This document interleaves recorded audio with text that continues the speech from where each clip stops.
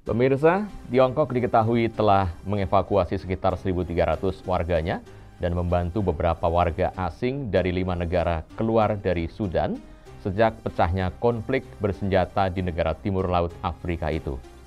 Juru bicara Kementerian Luar Negeri Tiongkok, Mao Ning, mengatakan bahwa sejauh ini Tiongkok telah membantu warga dari 5 negara keluar Sudan dengan menggunakan kapal Tiongkok. Menurutnya, pihaknya akan terus melakukan berbagai upaya untuk warga negara lain yang meminta bantuan evakuasi kepada Tiongkok dan akan selalu mengikuti perkembangan situasi serta terus melakukan yang terbaik demi keselamatan mereka. Ia juga menyebutkan sekitar 1.300 warga negara Tiongkok telah dipindahkan ke tempat aman. Beberapa di antaranya sudah meninggalkan Sudan dengan menggunakan kapal perang dan perahu. Beberapa lagi sedang dalam perjalanan menuju negara lain. Nah, sebelumnya, Mao Ning juga memperkirakan sekitar 1.500 warga negara Tiongkok berada di Sudan. Menurutnya, Tiongkok telah bekerja sepanjang waktu untuk melindungi keselamatan warga negaranya dan mengatur operasi evakuasi. Lantas, apa yang melatar belakangi Tiongkok menyegerakan evakuasi terhadap warganya? Dan seperti apa hubungan Tiongkok-Sudan? Mari kita ikuti ulasannya di Jurnal Barata bersama saya, Bagas Sumarlan.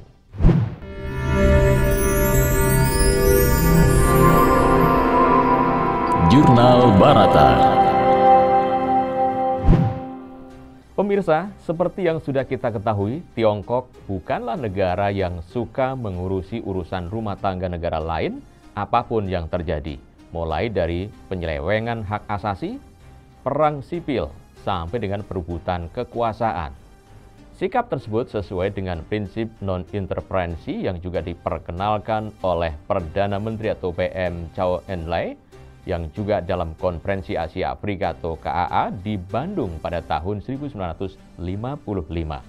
Jadi konflik bersaudara yang meletus di Sudan baru-baru ini memang setidaknya menjadi contoh terbaru di mana Tiongkok lebih memprioritaskan keselamatan warganya daripada harus mengurusi konflik tersebut. Bahkan mungkin investasinya di Sudan sekalipun.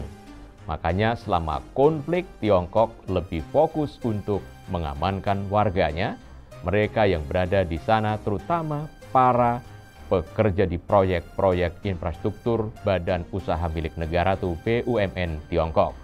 Perusahaan-perusahaan BUMN tersebut bahkan diperingatkan agar segera menerapkan prosedur keselamatan darurat.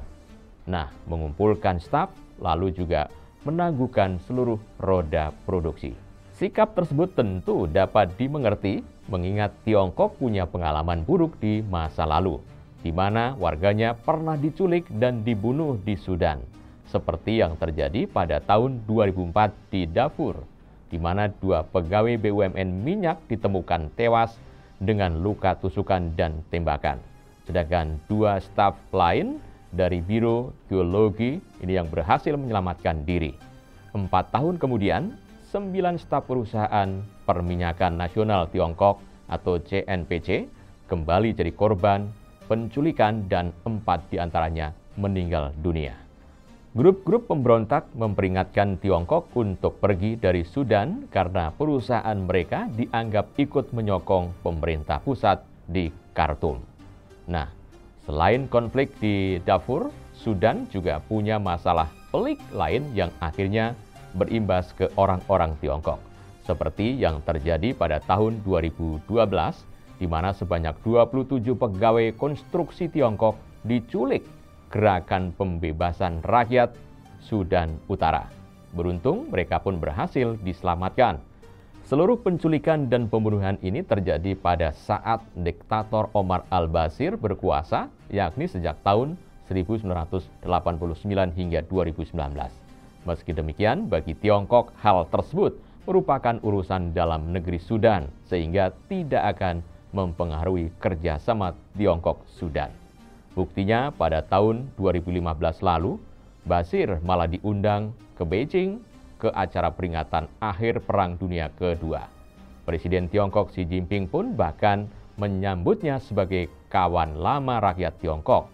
Presiden Xi juga mengatakan bahwa Tiongkok dan Sudan seperti dua bersaudara yang juga kawan dan partner baik. Sebab pada faktanya hubungan mereka memang telah terjalin lama sejak Tiongkok mengakui kemerdekaan Sudan pada tahun 1959.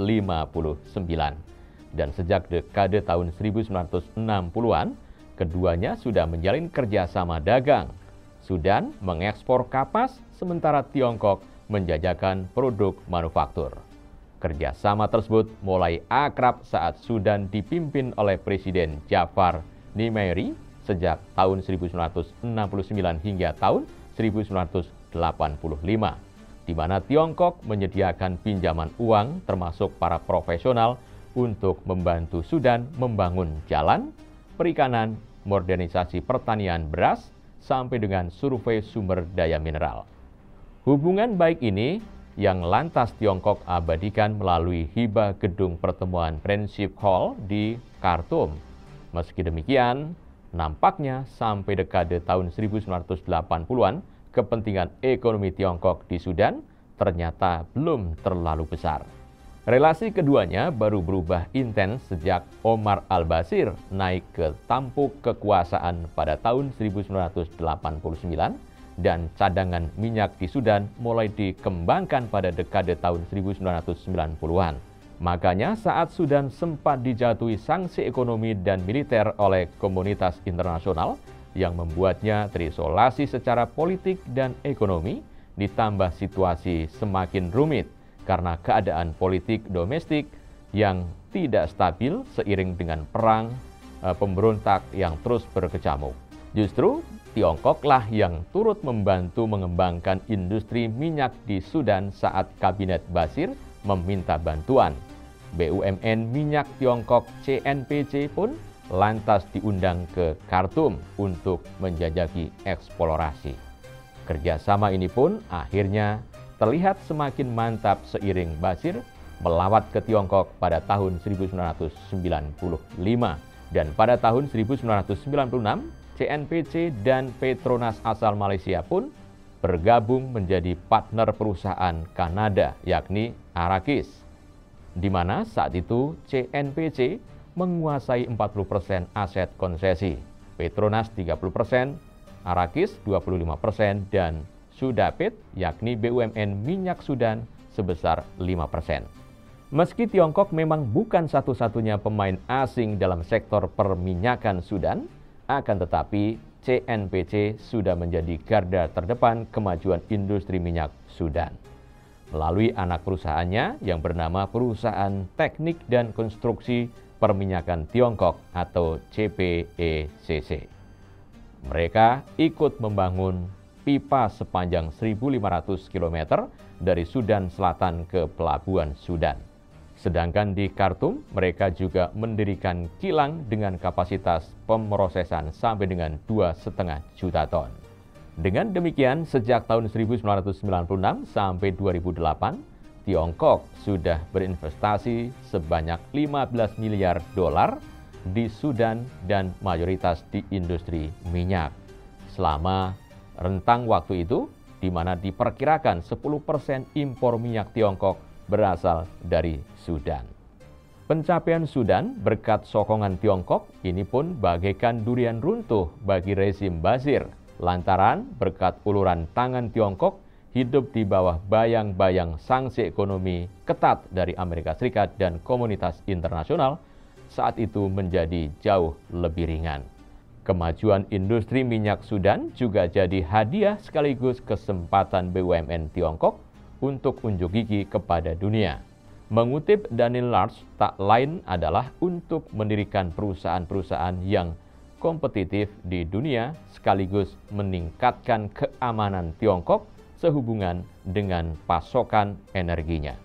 Singkatnya, Sudan menjadi penting di mata pemerintah Tiongkok untuk memperluas jangkauan BUMN minyaknya ke penjuru dunia. Oleh karena itu, di balik rumitnya situasi geopolitik yang melatari relasi bisnis Tiongkok dan Sudan, hubungan keduanya nampaknya tetap terjalin baik, bahkan setelah Sudan Selatan menjadi negara merdeka pada tahun 2011.